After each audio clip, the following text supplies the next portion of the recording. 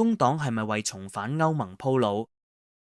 ？2016年嘅公投將英國推上咗一條漫長而痛苦嘅路，脫歐以52%對48%嘅些微差距通過，靠嘅唔係冷靜分析，而係紅色巴士上嗰句極具誤導性嘅每周3.5億英鎊可俾 NHS 同埋奪回主權嘅情緒勒索。9年過去，現實逐步揭開，關稅同監管壁壘升起，企業投資受阻，貿易量下跌，生產力停滯。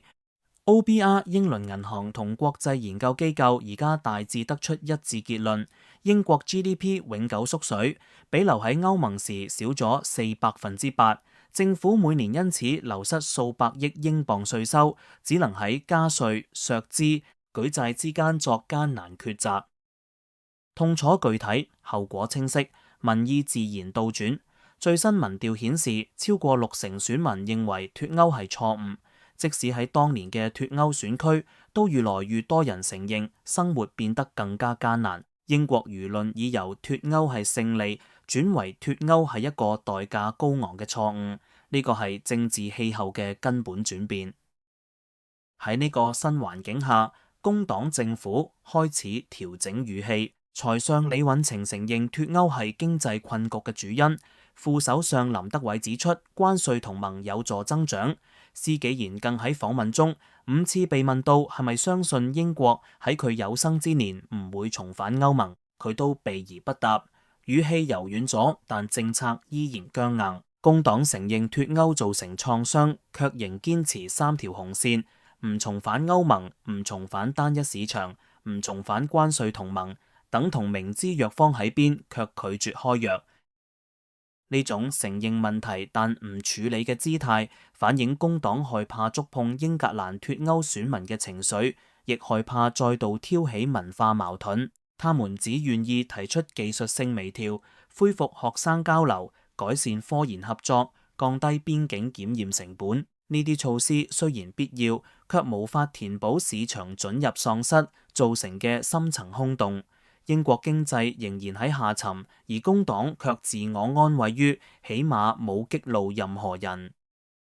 與此形成鮮明對比嘅係自由民主黨、綠黨同蘇格蘭民族黨嘅坦率，他們願意講出工黨唔敢講嘅話。英國如果想恢復經濟活力，就必須重新融入歐洲。自由民主黨主張重返單一市場，並視重返歐盟為長期方向。綠黨要求恢復自由流動，把年輕人嘅機會放喺首位。蘇格蘭民族黨更指明蘇格蘭嘅未來喺歐盟，他們嘅立場可能尖銳，但至少誠實，唔似工黨咁進退失據。更重要嘅係，即使英國真係想重返歐盟，嗰條路都絕對唔容易。